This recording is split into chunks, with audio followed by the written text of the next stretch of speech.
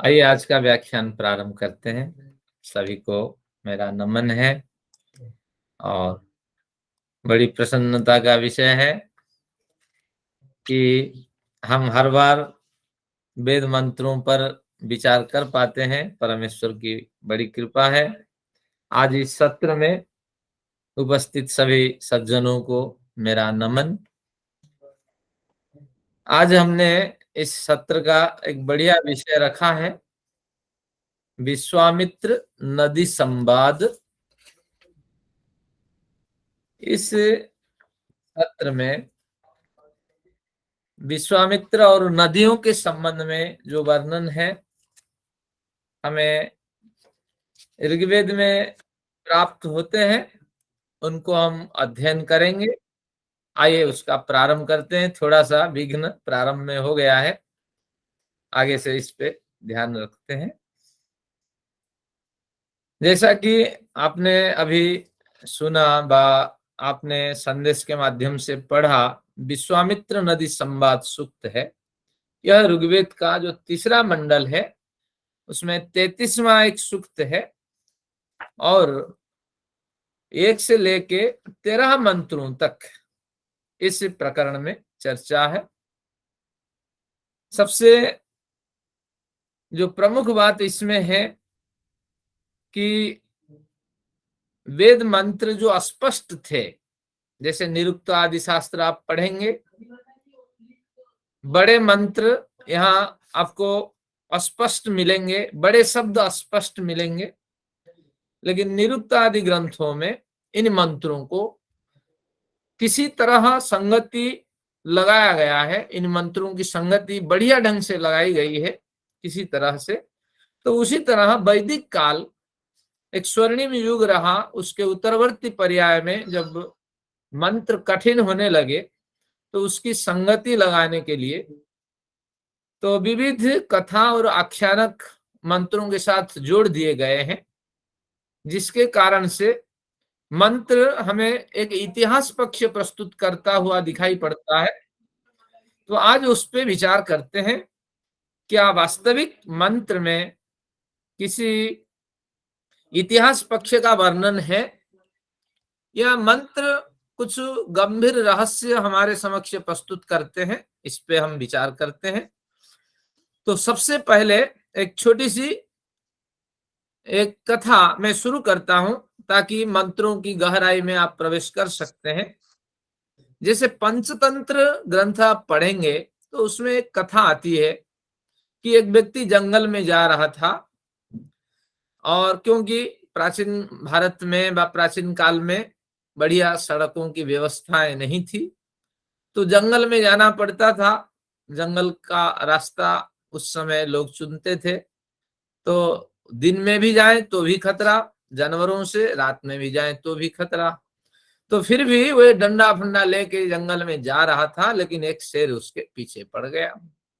अब जान बचाने के लिए वो व्यक्ति भागा और किसी तरह झुरमुटों में छिपते हुए एक बड़ा सा पेड़ जो दिखाई पड़ा उस पे चढ़ गया। और पेड़ इतना बड़ा था, शेर अपने वजन के कारण चढ़ नहीं पाया, नहीं तो शेर भी पेड़ पे चढ़ जाता है। बड़े आराम से वो व्यक्ति पेड़ पे चढ़ के सांस ले रहा था, लेकिन उतने में उसको नजर में आया कि उस शेर उसका पीछा कर रहा था, वो उस पेड़ के चारों ओर मंडरा रहा है, वो पेड़ को छोड़ ही नहीं रहा है। तो किसी भी वक्त अगर ये गिर भी जाए तो जान खतरे में है। तो वह व्यक्ति फिर भी सोचा कि मैं अभी तो 50% सुरक्षित हूं, लेकिन जैसे ऊपर देखा एक बड़ा मोटा काला भालू ऊपर बैठा हुआ था। अब तो जी घबराने लगा, क्योंकि शेर तो बड़ी आसानी तरीके से मारता है, बिना कष्ट दिए पीड़ा दिए गर्दन दबोचता है, लेकिन भालू जब नोच के खाता है तो भयंकर पीड़ा होती है। तो अब ये थर थर कांपने लगा।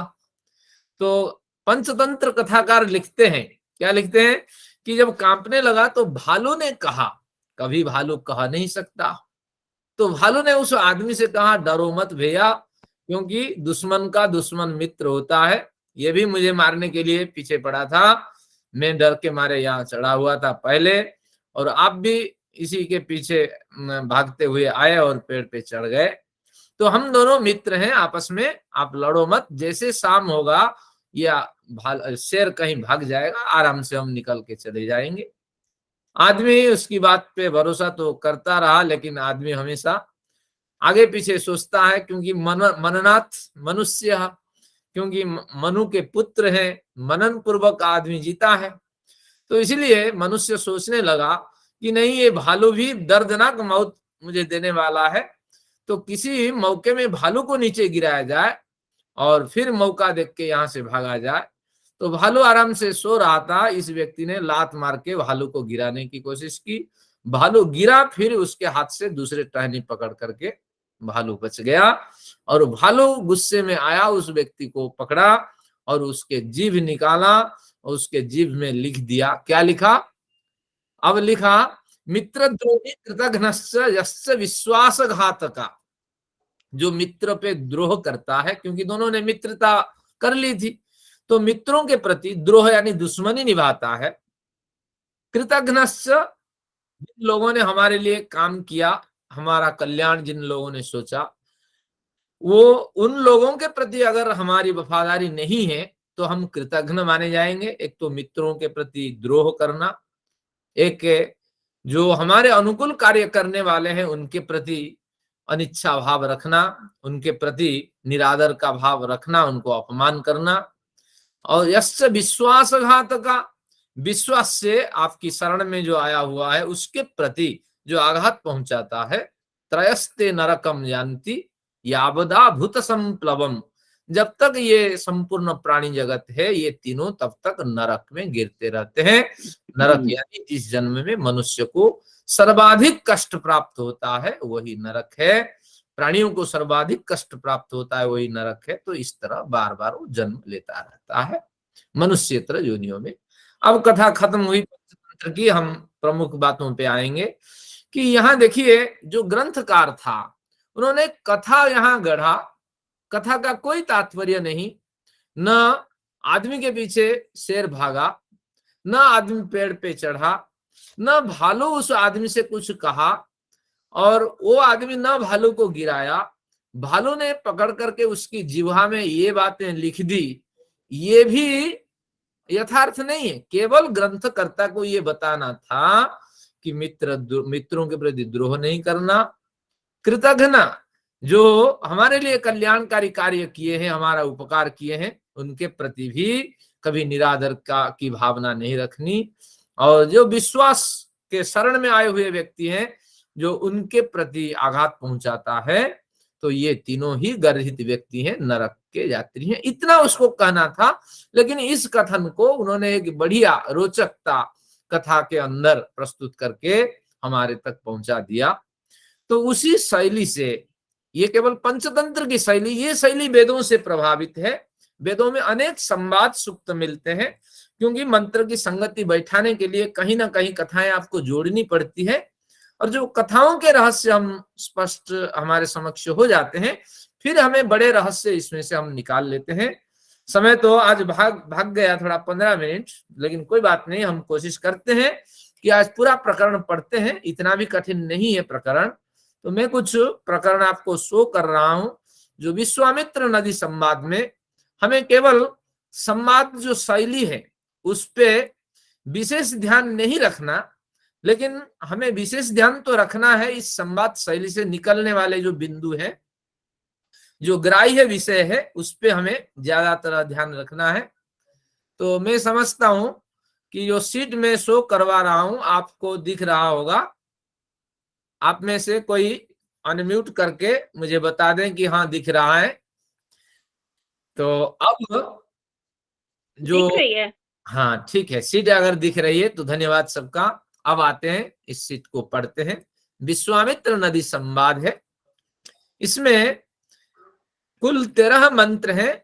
केवल ओवरलुक करते हैं, संभवतः आप पूरा पढ़ न पाए। नदियों के स्वरूप वर्णन, जो ग्रंथकर्ता जो मंत्र दृष्टा ऋषि है, नदियों का कितना बढ़िया वर्णन इसमें करते हैं, आप उसका अध्ययन करेंगे। फिर मंत्र की संगति बैठाने के लिए हमें विश्वामित्र को विश्वामित्र को यहाँ जोड़ना पड़ा। विश्वामित्र की कुछ कथा है, तो विश्वामित्र कुछ हमें कह रहे हैं, केवल संगति बैठाने के लिए कथा का बड़ा उद्देश्य होता है, लेकिन यहाँ विश्वामित्र वास्तविक रूप से कुछ नहीं कह रहे हैं। तो फिर नदियां भी विश्वामित्र को कह रही हैं। देखिए, जड़ नदियां कभी विश्वामित्र को कुछ कह नहीं सकती, लेकिन मंत्रों की संगति हमें बैठानी है।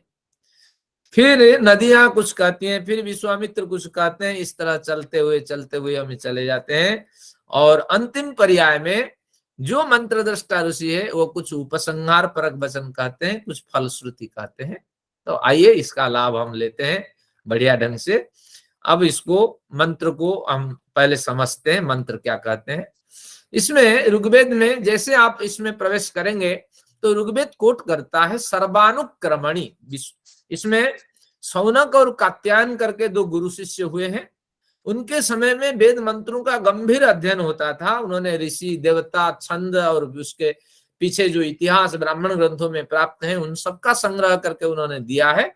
तो इस मंत्र, इस सूक्त के पीछे उन्होंने इतिहास दिया कि विश्वामित्र यज्ञ करने गए कहीं, और यज्ञ करके बड़े धन दौलत और किसमें, सकट में और रथ में भर भर कर लाए। और पहले वो विपाशा नदी के पास गए। विपाशा आज के समय में लोग कहते हैं, विपाशा का मतलब ब्यास नदी, जो हिमाचल से बहती हुई चली आती है। और फिर वहां भरपूर पानी देख करके वहां से फिर मुड़ करके फिर सतलुज नदी के पास, सतलुज नदी का नाम है सुतुद्रु, सुतुद्रु, इस नदी के पास आए। तो सु यानी शीघ्र, तु यानी तुन्न, तुन्न यानी वेग के साथ, द्रु यानी जो द्रवित होती है। तो खूब तीव्र गति से सुतुद्री नदी बहती है। तो उस सुतुद्री के पास यानी सतलुजु के पास गए, तो वहां भी पानी से भरी हुई सतलुजु को उन्होंने देखा।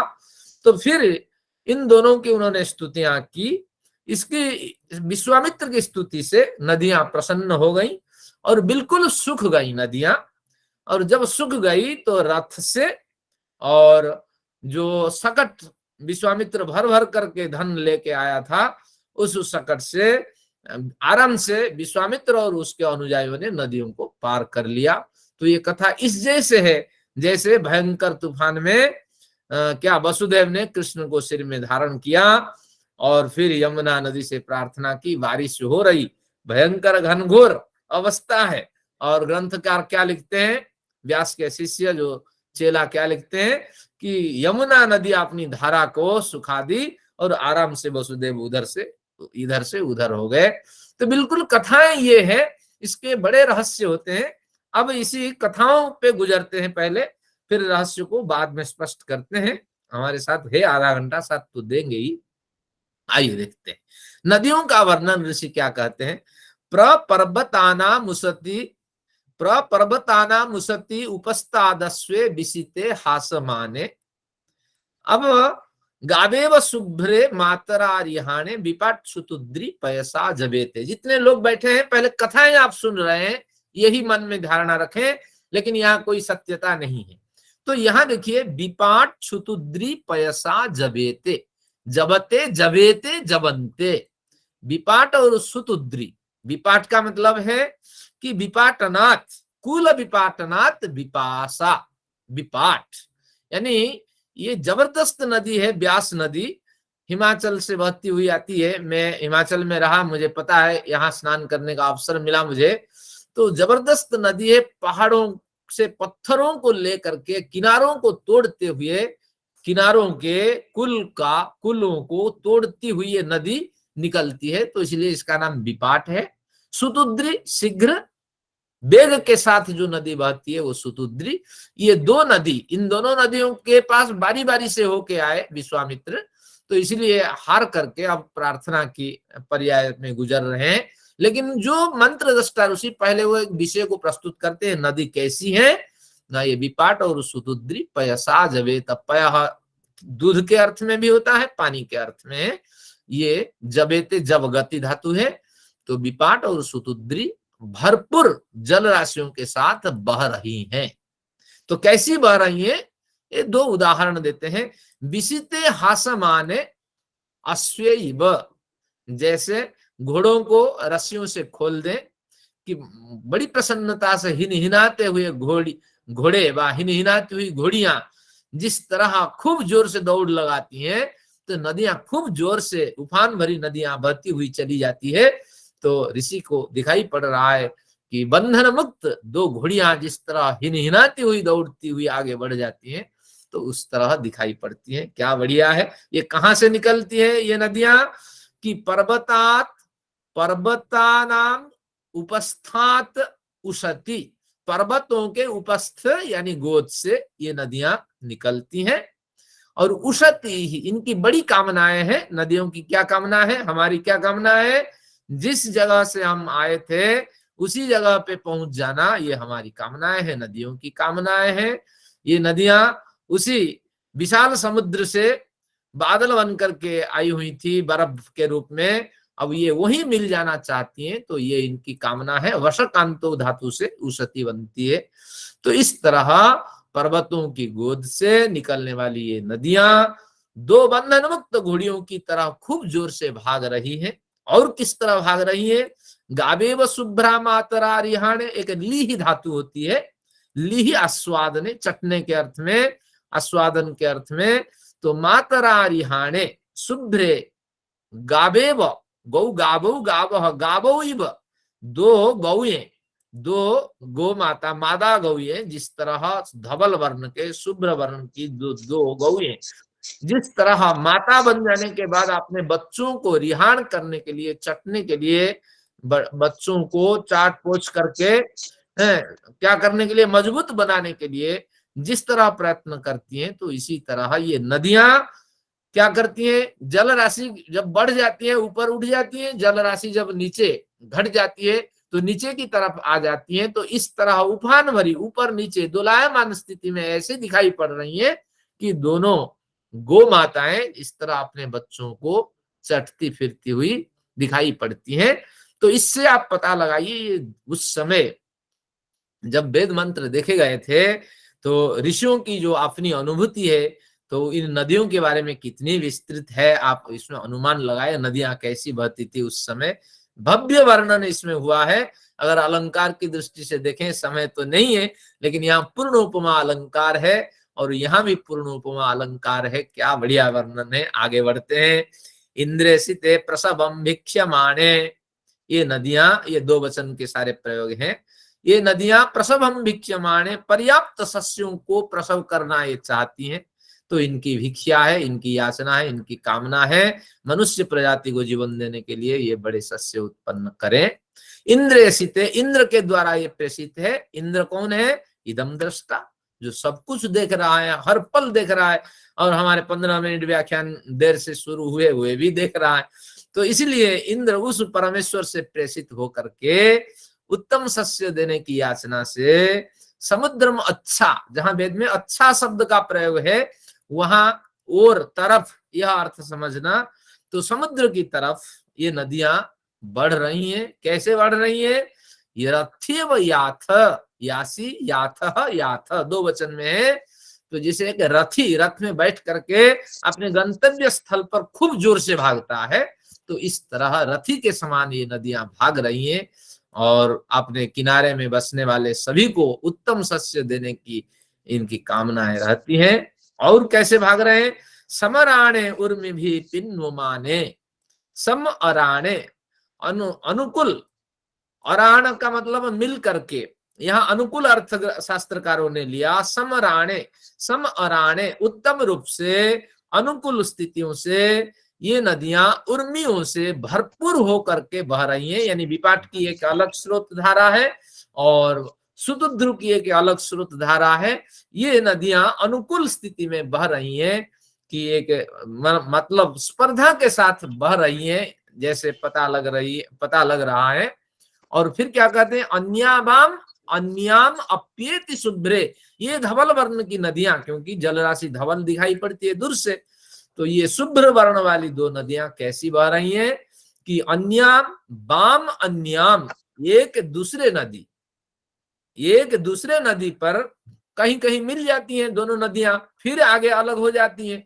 तो इस तरह एक दूसरे पे चढ़ती हुई ये नदियां कहीं कहीं आगे बढ़ती हुई दिखाई पड़ती है।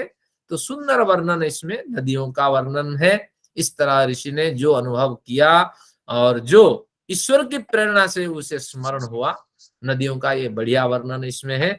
मुझे लगता है हम पूरा कवर नहीं कर पाएंगे, लेकिन बहुत सी चीजें यहाँ स्पष्ट हो जाएगी। विश्वामित्र नदियों की उक्ति। अब विश्वामित्र नदी के पास पहुंच करके क्या कहता है, कथाएं शुरू होती है। अच्छा सिंधु मातृतमामयासम, सिंधु निघंटु में नदी के अर्थ में प्रयोग है। सिंधुम अच्छा, मैंने कहा जहां अच्छा हो तरफ और ये अर्थ लेना है।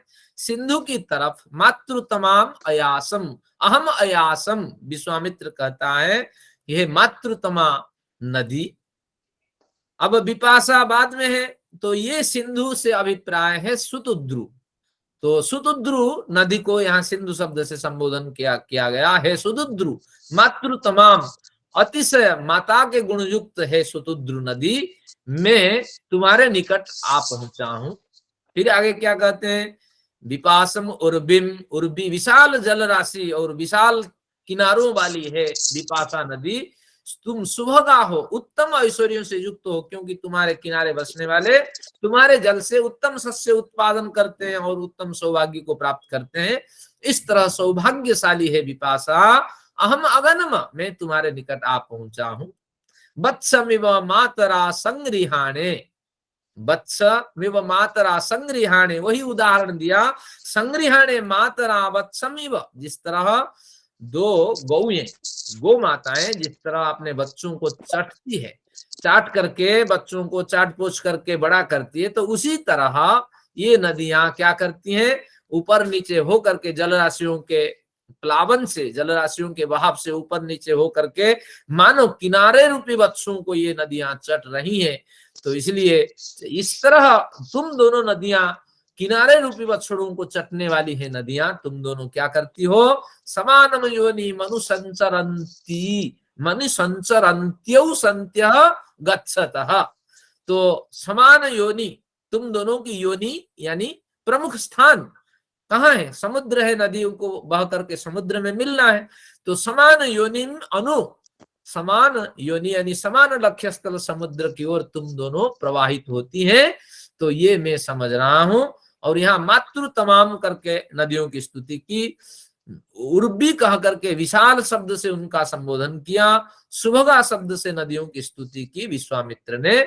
जब किसी की स्तुति करनी हो तो कहीं किसी की उपलब्धि हो तो तारीफ तो करनी पड़ती है। पहुंचे हुए आप संत हैं, पहुंचे हुए विद्वान हैं, आप बड़े उच्च कोटि के हैं, तो इसलिए स्तुति ही कस्य न तुस्तये, कालिदास की बहुत ही उक्ति कि ऐसा कौन सा व्यक्ति है जो अपनी तारीफ सुनना पसंद नहीं करता।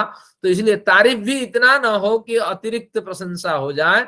तो जो वास्तविक गुण है उसके आधार पे अगर प्रशंसा की जाए तो स्तुति कहलाती है। अगर अत्यधिक प्रशंसा आप कर लेते हैं तो फिर ये वो अति प्रशंसा के स्तर में चला जाता है, तो उसका महत्व नहीं होता है। लेकिन नदियों में यथार्थ स्तुतियां प्राप्त होती है। नदियां विशाल है, नदियां सुंदर ऐश्वर्य देने वाली है, ऊपर नीचे हो करके किनारे रूपी बछड़े को ये चटने वाली जैसे स्वरूप धारण करने वाली दिखाई पड़ती है। सुंदर कथन यहाँ है। तो और लेते हैं, मंत्र में देख रहा हूं समय।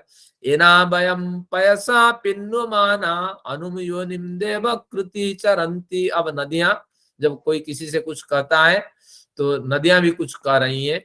इस तरह हमने मंत्रों का अर्थ स्पष्ट करने के लिए संगति लगाई है। मैं और दूसरी कथा यहाँ गढ़ सकता हूँ, उसके आधार पे भी मैं कुछ और विषय रख सकता हूँ कि दो महिलाएं हैं, दो महिलाओं के बीच एक पुरुष का संवाद है, एक बुजुर्ग का संवाद है, तो ये भी चल सकता है। लेकिन पूर्वाचार्यों ने ऐसे नहीं कहा। पूर्वाचार्यों ने विश्वामित्र की बात यहाँ कही है। यहाँ एक बढ़िया विषय में स्पष्ट कर देता हूं। विश्वामित्र शब्द, कई विद्वान यहाँ प्रश्न उठाते हैं कि विश्वामित्र विश्व अमित्र है, तो ये विश्वामित्र क्यों हुआ है। तो कुछ व्यक्ति अपने नाम में से विश्व आ की मात्रा हटा देते हैं, विश्वमित्र कर लेते हैं। तो वास्तविक इसका क्या है, जब व्याकरण आदि आप पढ़ेंगे उसमें देखेंगे मित्रे चरसौ, व्याकरण अष्टाध्यायी के 6-3-130 के आसपास है, सूत्र है 30 है, 6-3-130। इसमें कहेगा कि ऋषि परक मित्र शब्द अगर परे है, दो शब्दों में से ऋषि परक मित्र शब्द अगर परे है तो विश्व शब्द को दीर्घ हो जाता है। तो तात्पर्य ये हुआ कि विश्वामित्र होने पर भी कहीं हानि नहीं है। जैसे वैश्वानर शब्द का आप प्रयोग करते हैं तो उसी के लिए भी सूत्र है, नरे संज्ञायाम। ये व्याकरण में सूत्र मिल जाता है कि संज्ञावाची शब्द हो और इसमें नर शब्द परे हो तो विश्व शब्द को विश्व से बना वैश्व शब्द को आकार का आदेश हो जाता है। तो इसलिए ये व्याकरण के कुछ परिभाषा के आधार पे आ की मात्रा होती है, तो इसलिए घबराने की बात नहीं है। विश्वमित्र, विश्वामित्र, इनमें कोई भेद नहीं है। लेकिन जब काशी का आदि ग्रंथ पढ़ेंगे तो उस समय विवाद होने लगा था, तो उस विवाद का समाधान काशिकाकार ने दिया। विश्वमित्र भी हम प्रयोग कर सकते हैं, लेकिन ऐसा कुछ नहीं। तो आप जो प्राचीन सिद्धांत है उस पे चलिए। तो अगर विश्वमित्र करते हैं, काशी का कितना 17वीं सदी 18वीं सदी में लिखा गया ग्रंथ है। तो अब पुराने ग्रंथ के हिसाब से चलें, कोई हानि नहीं है। तो इसलिए विश्वामित्र शब्द का आप आराम से प्रयोग कर सकते हैं और विश्वमित्र भी प्रयोग करें, छूट है।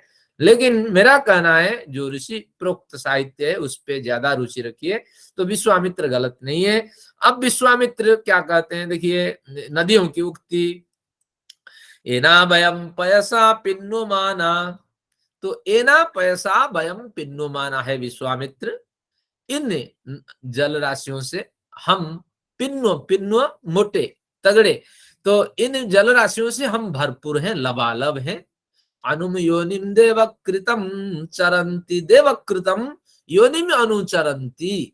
हम देवताओं के द्वारा निर्दिष्ट जो योनि है, जो लक्ष्य है, उस लक्ष्य की ओर हम निरंतर गतिशील रहती है।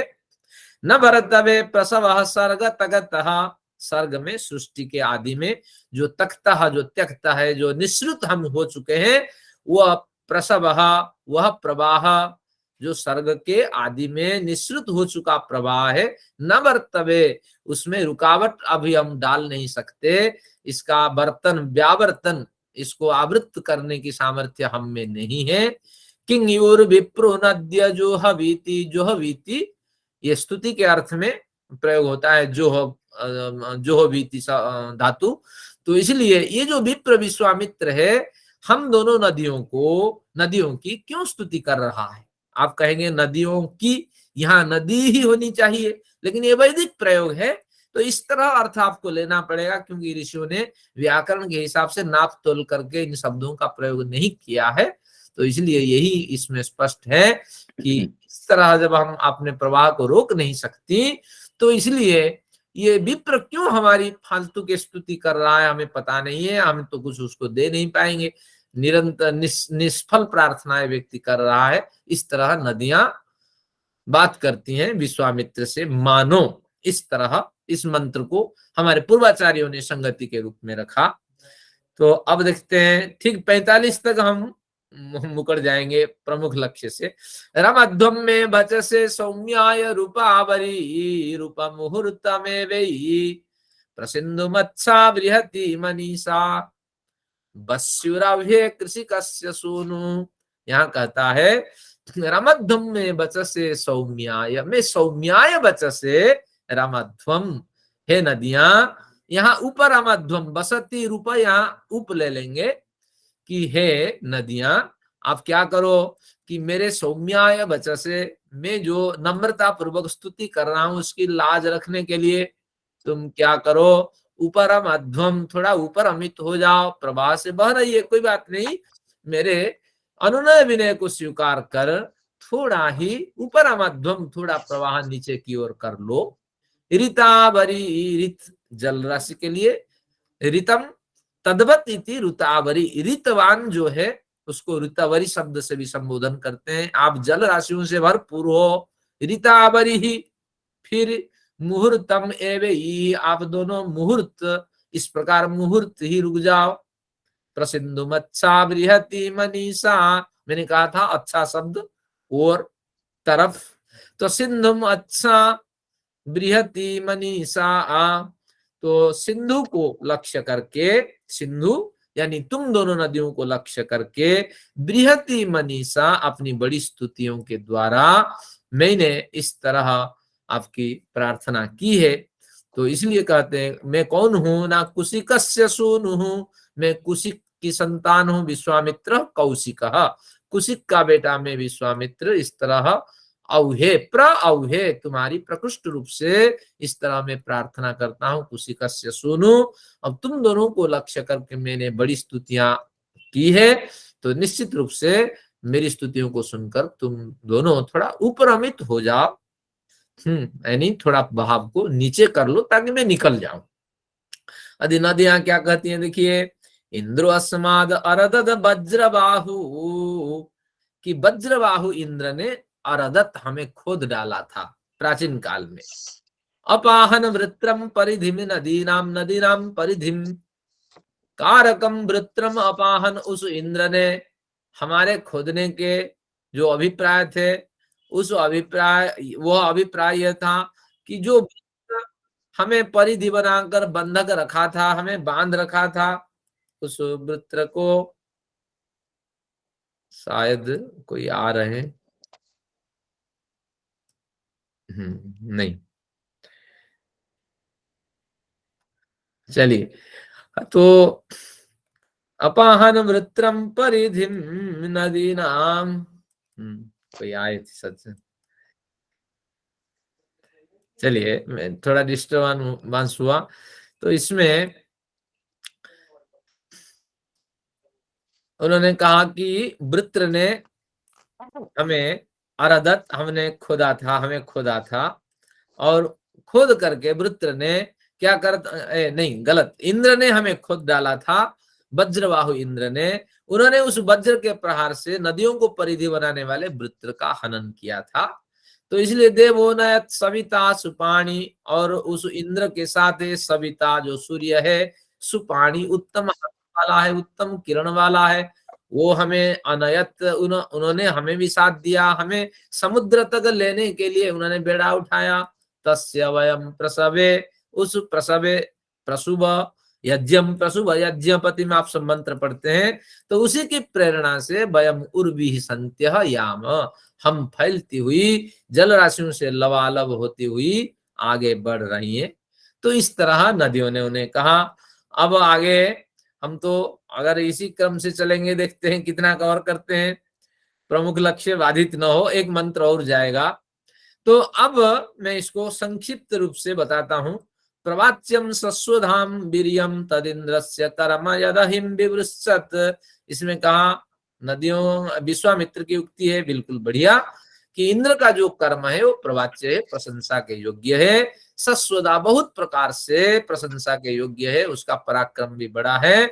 और उन्होंने क्या किया, जब वज्र से वृत्र और उसके परिषदों का हनन किया, तो आप जो अनुबंधित जल राशियां थी, जो बंधित जल राशियां थी, वो भली भांति अयनम इच्छमान अपने मूल स्थान की प्राप्ति के उद्देश्य से बहने लगे। तो ये बहने लगी ये जल राशियां धीरे धीरे अब समुद्र की ओर बढ़ती हैं। आपने बिल्कुल सही कहा, और इंद्र का ये विशिष्ट कार्य है। अब थोड़ा संक्षिप्त कर रहा हूं।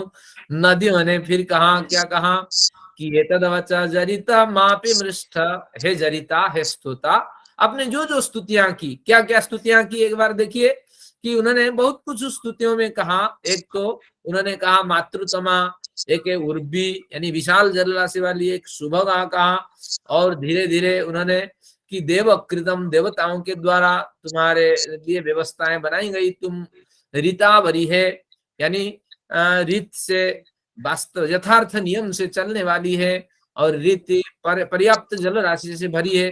तो इस तरह एतद्वच जरिता मापि मृष्ठ, नदियां कह रही हैं कि तू जिन शब्दों से हमारी स्तुतियां की है, मापि मृष्ठा, माँ, माँ विस्मार से, मृष्टा विस्मार से, तुम मत विस्मरण को प्राप्त हो, इसी तरह इन स्तुतियों को तुम प्रस्तुत करके रखो। और इससे क्या लाभ होगा, आते यत्ते घोषानुत्तरा युगानी, उत्तरवर्ती युग में आने वाली जो पीढ़ियां हैं, वो इसी तरह इन स्तुतियों से हमारी स्तुति करते करते आने वाली पीढ़ियां करती रहेगी। तो निश्चित रूप से पुरुषत्रा उगथेषु, पुरुषों के द्वारा जो यज्ञ किए जाएंगे उसमें भी हमारी स्तुतियां होगी। तो इसलिए तुमने हमारी बड़ी स्तुति की, नमस्ते, तुम्हें हम नमन करते हैं, तुम्हारे लिए हमारा नमन है। और विश्वामित्र यहाँ इस तरह बात सुन करके क्या कहता है, ये महत्वपूर्ण पंक्तियां यहाँ आप नोट करिए, कभी आप पढ़िए।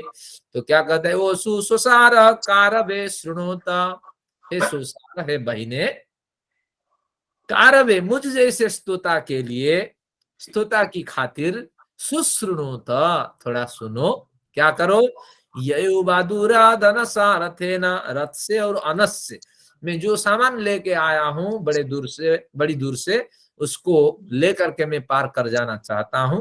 निशूनमध्वम भवता सुपारा, तुम दोनों उत्तम पार देने वाली बन जाओ।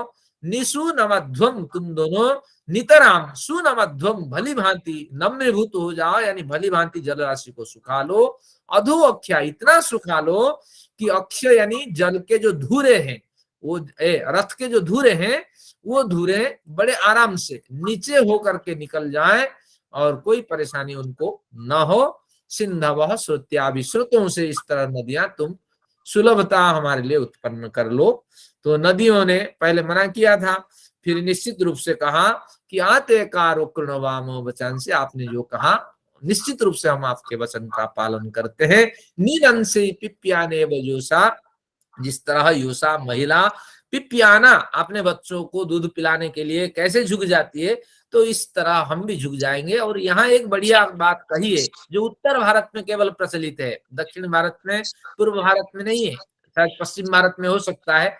मरियाए व कन्या सस्वची, स्वंज धातु से सस्वत शब्द बनता है, परिस्वजन, गले मिलने के लिए। जिस तरह कन्या क्या करती है कि मरिया के, कन्या मरिया मरणशील मनुष्यों के गले मिलने के लिए कन्या जिस तरह झुक जाती है, जब बेटी अपने ससुराल से आती है, माँ से मिलती है, भाभी से मिलती है, भाई भैया से मिलती है, तो वो बिल्कुल झुक करके जिस तरह क्या करती है, मिलती है, तो हम इसी तरह झुक जाते हैं तुम्हारे लिए। तुम ले करके अपने रथ और आपने जो सकट है लेकर के तुम निकल जाओ।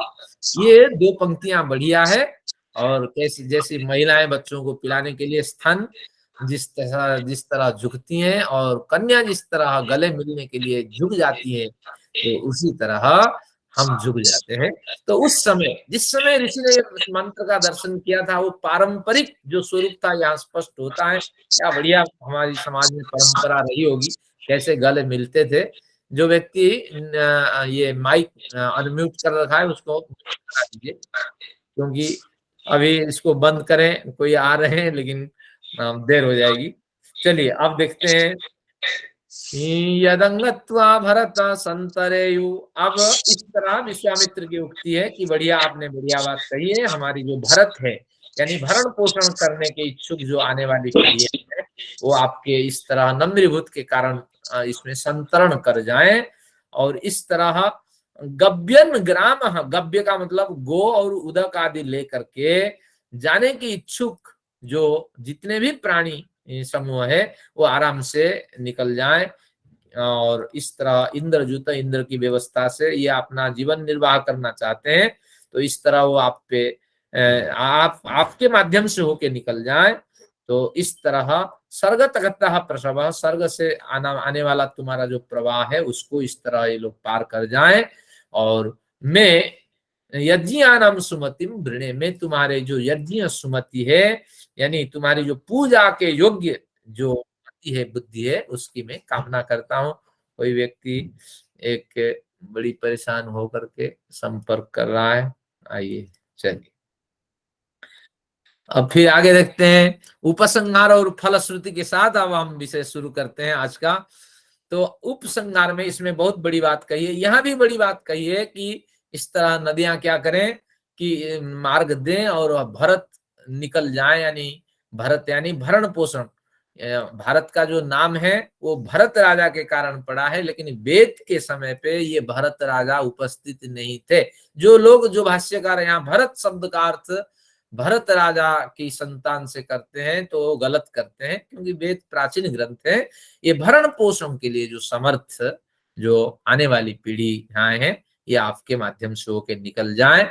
तो इस तरह प्रार्थना करने के बाद यहाँ फलश्रुति में बहुत कुछ कहा है कि गव्यवह समभक्ता विप्र सुमति नदीनाम, उस विप्र विश्वामित्र ने इस तरह नदियों की सुमति को सम अभक्ता उन्होंने प्राप्त कर लिया, संबोधन कर लिया। नदियों की जो बुद्धि है, नदियों से उन्नत बुद्धि को उन्होंने प्राप्त किया।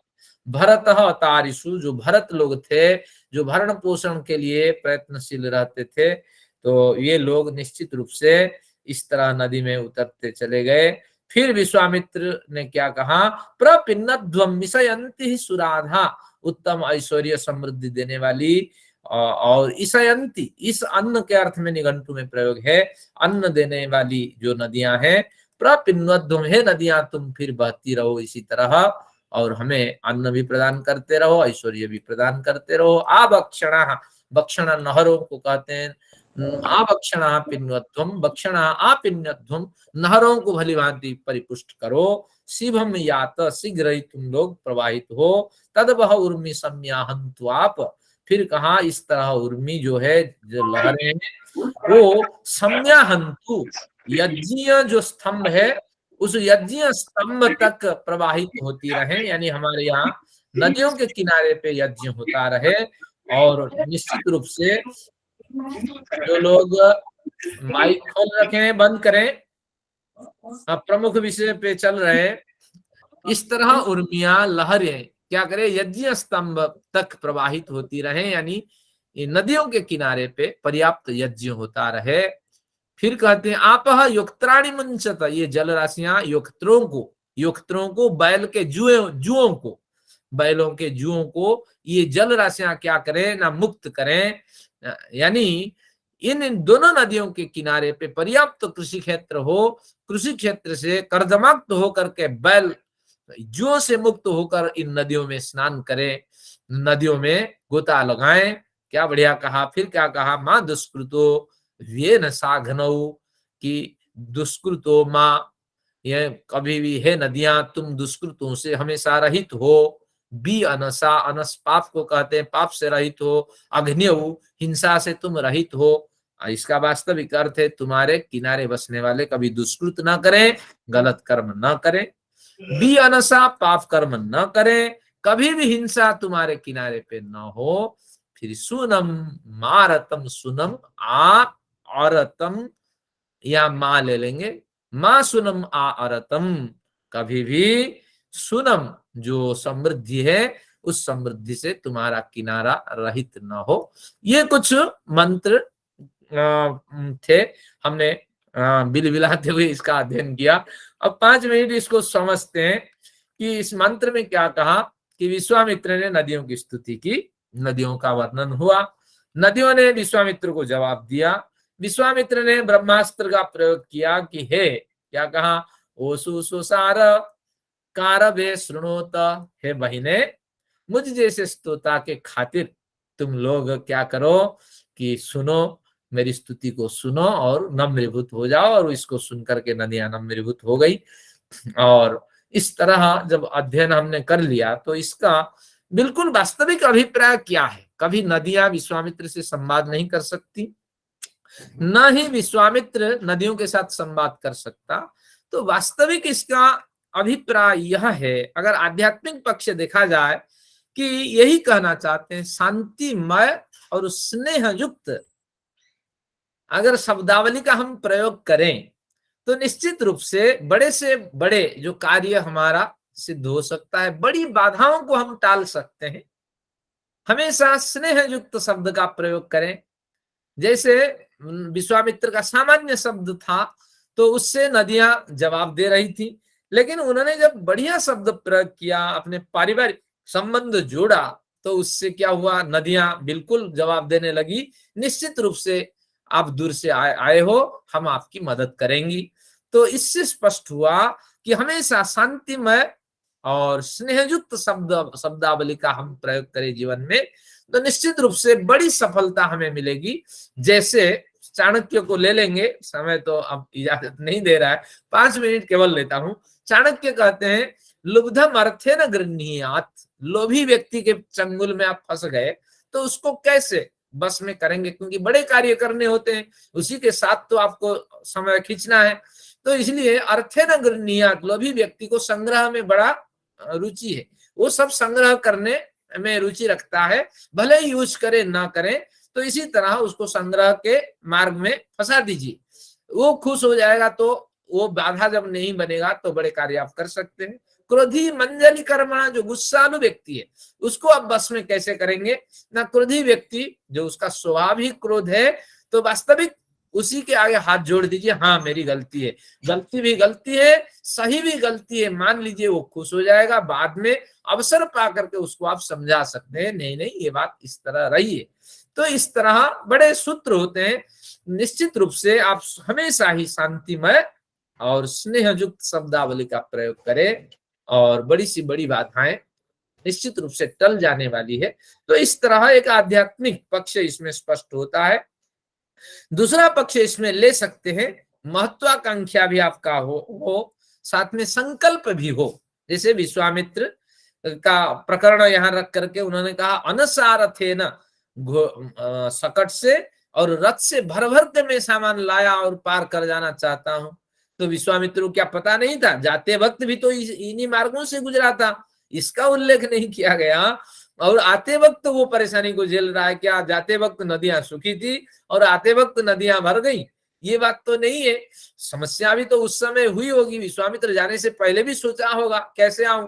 लेकिन ये सब गौण कथन है, वास्तविक कथन इसका यही है कि महत्वाकांक्षा आप रखिए और साथ में संकल्प पूर्वक कार्य करें, तो निश्चित रूप से सफलता मिलेगी। जैसे विश्वामित्र ने प्रयत्न किया और प्रयत्न किया, निश्चित रूप से इससे स्पष्ट होता है प्रतीक्षा की होगी। केवल मान लीजिए विश्वामित्र का कथन भी कर ले, तो विश्वामित्र कभी प्रार्थना की और नदियां सूख गई, ये बात नहीं है। विश्वामित्र भी वहां प्रतीक्षा विश्वामित्र भी किया होगा, और जब ऋतुओं का परिवर्तन हुआ होगा, बड़ा समय बीता होगा, नदियां क्षीण हो गई होगी, तभी वो निकल सकता है, तभी निकल चुका होगा। तो इस तरह हमें संगति लगानी चाहिए। तो वास्तविक रूप से हमें महत्वाकांक्षा के साथ कार्य करना चाहिए, और निश्चित रूप से अगर संकल्प हो तो हम क्या कर सकते हैं कि नदियों के विस्तृत मार्ग होते हैं, कहीं नदियां मिलती हैं, कहीं संकरी होकर निकलती हैं, तो ऐसे मार्गों को ढूंढ करके हम निकल सकते हैं। तो ये केवल नदियों के माध्यम से एक संकेत किया गया, हमें नदियों को पार नहीं करना है, महत्वाकांक्षा और संकल्प के साथ हमें आगे बढ़ते रहना चाहिए। जिन्होंने भी संकल्प लिया है उनको सफलताएं मिली है। तो किसी भी स्थिति में आज ही अगर हम संकल्प लेते हैं जीवन को सुधारने के लिए, निश्चित रूप से सफलता हमें मिलने वाली है। मैं अक्सर कहता हूं कि दो मल्ल आपस में लड़ते हैं, समय होता है आधा घंटा, और आधा घंटा में 10 मिनट बीतते ही एक मल्ल ने दूसरे मल्ल को 10 बार पछाड़ दिया। लेकिन पछाड़ खाने वाला मल्ल कभी हरा नहीं है, वो अभी भी हिम्मत रखता है, क्योंकि अभी 20 मिनट बचा है। इस 20 मिनट की अवधि में वो भी 11 बार उसको पछाड़ सकता है। तो इसलिए जब कभी आपको समझ आ जाए, तभी से संकल्प लें कि उत्तम आचरण पे चलना है और वेदानुकूल जीवन जीना है, जो असत्य प्रवृत्तियां हैं उनसे दूर रहना है, सिद्धांत के अनुकूल चलना है, सफलता अवश्य मिल सकती है। ये संकल्प पूर्वक होता है, बिना संकल्प से कुछ भी नहीं हो सकता। तो यहाँ विश्वामित्र ने संकल्प किया, तो निश्चित रूप से नदियों को उन्होंने पार करने के मार्ग ढूंढा। जिन्होंने प्रार्थना भी करने की हिम्मत रखी है, तो निश्चित रूप से वो भी बढ़िया मार्ग ढूंढने की भी सामर्थ्य रखता है। ये बात आपको समझनी चाहिए। अगर थोड़ा आध्यात्मिक पक्ष और गहराई पे चले जाए, तो विपाट सुतुद्रु, विश्वामित्र स्वयं विश्वस्य मित्र। तो या विश्वम मित्रम यस्य, दो तरह के समास कर देंगे, बहुब्री समास करें, विश्व ही जिसके मित्र हैं, जो विश्व के मित्र हैं। तो इस तरह सबके जो प्रिय व्यक्ति है वह हमारा जीवात्मा है।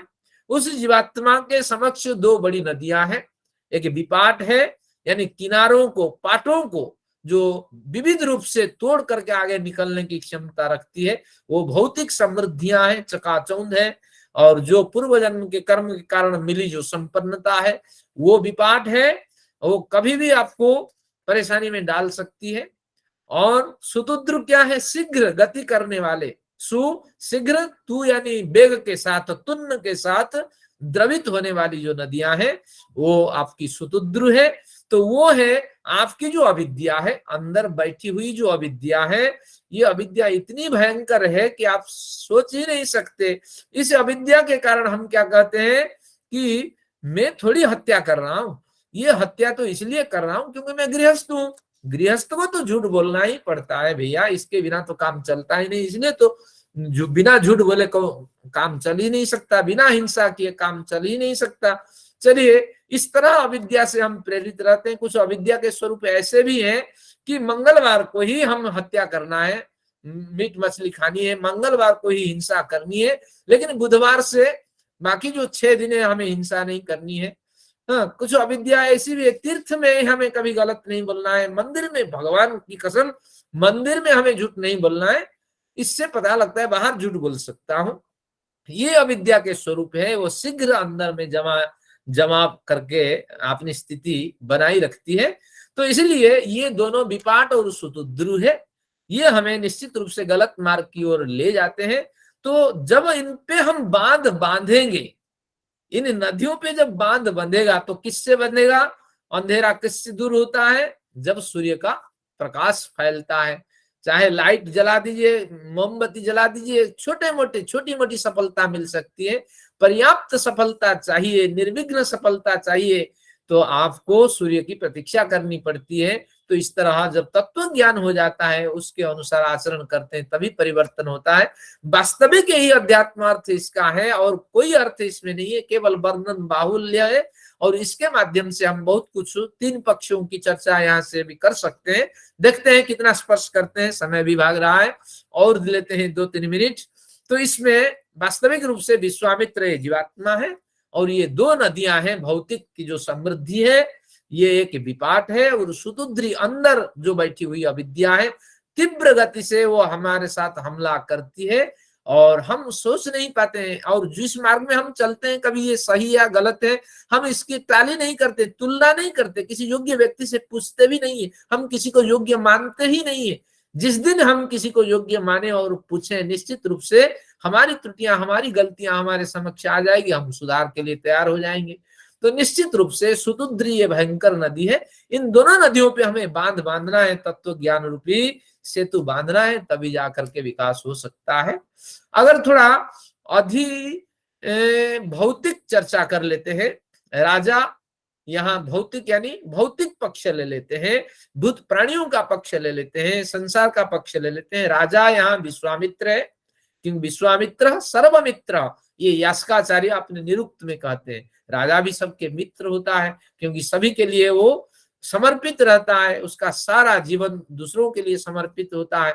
तो इसलिए राजा सर्वमित्र है, ये यहाँ विश्वामित्र है। और विपाट सुतुद्रु इसके क्या है कि विपाट और सुतुद्रु जैसी हजारों नदियां इस संसार में है, प्रजाओं को परेशान करने वाली है।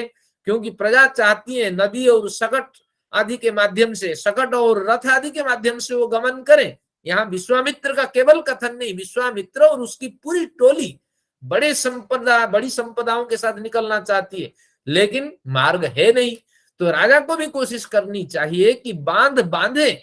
यहाँ बिल्कुल भौतिक पक्ष यही संकेत करता है कि ऐसी नदियों पे बांध बांधा जाए। देखिए, अंतिम पर्याय में खोल के रखा हूं, क्या कहता है? अतारिसुर भारत गव्यवः, गौ और उदक आदि को वहन करके ले जाने वाले ले जाने की इच्छा रखने वाले जो भरत लोग हैं, वो इसी तरह इन नदियों से होके गुजर चुके, बा गुजरते रहे, बा अतीत काल में इस तरह भरत इस नदियों में होके गुजरे। तो तात्पर्य यह हुआ कि बांध बंधेगा तभी ये संभव हो सकता है, भरत लोग गुजरेंगे, तो इसके बिना जा नहीं सकते। क्योंकि गव्यवह लेके जाना संभव नहीं है। गौ और उदकों को गव्यव कहते हैं। गो युति गव्यम, गो से संबंधित द्रव्य और उदक आदि मिलने से ये गव्यवह शब्द बनता है। तो निश्चित रूप से बंधाने की बात कही गई है। फिर यहाँ कहा कि तुम खूब जोर से बहो। अगर यहाँ भरत लोग निकल गए तो फिर निश्चित रूप से नदियों को बहने की क्या प्रेरणा थी? कि एक बार निकल जाने से क्या सभी संपन्नता को प्राप्त कर जाएंगे? भरत लोग, भरण पोषण की इच्छा रखने वाले प्राणी संपन्न बन जाएंगे? संभव तो नहीं है। तो निश्चित रूप से ये कहते हैं कि बांध बांधे, और बांध बांधने के बाद तुम क्या करो, हे नदियां खूब बहती रहो, और शिवम यात बक्षणा प्रणध्व, नहरों को भी परिपुष्ट करते रहो। तो निश्चित रूप से यहाँ संकेत है कि तुम कुछ ना कुछ, हे राजा, तुम कुछ ना कुछ व्यवस्था बनाओ, कुछ व्यवस्था करो इंजीनियर की मदद से, किस तरह नदियों पे बांध बांधा जा सकता है और लोग यातायात कर सकते हैं और नहरें भी पूर्ण हो सकती हैं। तो इस तरह कुछ कार्य करो। ये एक भौतिक पक्ष है। अगर दैविक पक्ष देखें, सूर्य निश्चित रूप से यहाँ विश्वामित्र है, और जो नदियां हैं वो विपाट और शतद्रु या व्यास और सचलुज मान ले, कोई हानि नहीं है। तो इस तरह ये जो नदियां हैं, केवल एक दो नदियां नहीं, बहुत नदियां मान ले, तो निश्चित रूप से सूर्य ये संकेत करता है कि हे नदियां, तुम निश्चित रूप से कम प्रवाह के साथ प्रवाहित हो, ताकि भरत निकल जाए। तो यानी भरतों के लिए भी संकेत है कि नदियां सूर्य के द्वारा ले जा रही नदियां हैं। कहा था ना, इंद्र सीता सविता सुपाणी, सविता ने अपनी किरणों से हमें आगे बढ़ाने का प्रयत्न किया है। तो निश्चित रूप से यहाँ सूर्य रूपी जो देव है, तो वो देव निश्चित रूप से ये सूक्त के माध्यम से संकेत कर रहा है कि विश्वामित्र के जो भरत लोग हैं, यानी जो सहयोगी है, टोली है, वो थोड़ी देर बैठे, विराम को प्राप्त करें, जब व्यवस्था बन जाए तब निकल जाए, या जब नदियों का प्रवाह रुक जाए तब निकल जाए। तो इस तरह कुछ गंभीर अर्थ यहाँ स्पष्ट करने के अभिप्राय से ये वेद मंत्र ऋषियों के द्वारा देखे गए थे। तो निश्चित रूप से इस तरह इसका अर्थ होना चाहिए। लेकिन जड़ नदियां कभी विश्वामित्र के साथ संवाद नहीं कर सकती, भले ही कुशिकस्य सूनु कह करके विश्वामित्र का उल्लेख किया हो। तो यहाँ कुशिकस्य सूनु अध्यात्म में अनेक अर्थ को हो सकता है। कुशिक खूब तीक्ष्ण बुद्धि जिसका है, तो तीक्ष्ण बुद्धि की संतान विद्वान लोग होते हैं। तो इस तरह अर्थ हम ले सकते हैं। तो निश्चित रूप से आज का ये जो व्याख्यान है वो हमें अध्यात्म पक्ष को, अधिदैविक पक्ष को और अधिभौतिक पक्ष को सुदृढ़ रूप से प्रस्तुत करता है। मुझे तो अध्यात्म अर्थ प्रिय है। विश्वामित्र मेरी आत्मा है और मेरे समक्ष दो नदियां बह रही हैं, विपाट और सुतुद्री। भौतिक चकाचौंध तो निश्चित रूप से किनारों को फाड़ कर बह रही है। अरे पैसा है तो क्यों ना सूती से मंगाया जाए, अरे पैसे मिला है क्यों ना बर्थडे बढ़िया मनाया जाए। तो ये भौतिक चकाचौंध वाली ये विपाट हो गई है। और सुतुद्री चाहे सारे शास्त्र पढ़ ले, शराब का प्याला हाथ में लेकर के, अरे मनु ने कहा ब्रह्म हत्या सुरापानम, ब्राह्मण को मारना, शराब पीना महापाप है। तो इस तरह की वृत्ति हम सब में उत्पन्न होती है। बड़े बड़े जानते हुए भी बड़े बड़े गलत कार्य हम कर लेते हैं। तो इन दोनों पे हमें बांध बांध करके आगे बढ़ना है। तत्व ज्ञान जितना मजबूत होगा, जितना इस तरह हम अध्यात्म से जुड़े रहेंगे, तो हमारी प्रवृत्ति तीव्र होगी और आचरण में ये प्रवृत्ति उतर जाएगी। तो निश्चित रूप से हमारा कल्याण हो सकता है। जो 15 मिनट लेट में हमने शुरू किया था उसकी पूर्ति यहाँ हो गई है। तो आज की विसंगति के लिए मैं क्षमा याचना करता हूँ। आइए कुछ प्रश्न है उसका समाधान करते हैं। इससे पूर्व की लोग जाएं, इससे पूर्व लोग चले जाएं, शांति पाठ करते हैं। ओम द्यौः शान्तिरन्तरिक्षं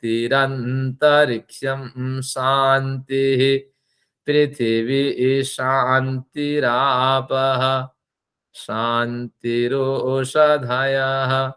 शान्तिः वनस्पतयः, शान्तिर्विश्वे देवाः, शान्तिर्ब्रह्म शान्तिः, सर्वं शान्तिः, शान्तिरेव शान्तिः, सामा शान्तिरेधि। ओम शान्तिः शान्तिः शान्तिः। ओम। विलंब के लिए क्षमा प्रार्थी हूँ। आइए कुछ प्रश्न अगर हो आप रखें, नहीं तो जिनको जाना है वो जा सकते हैं।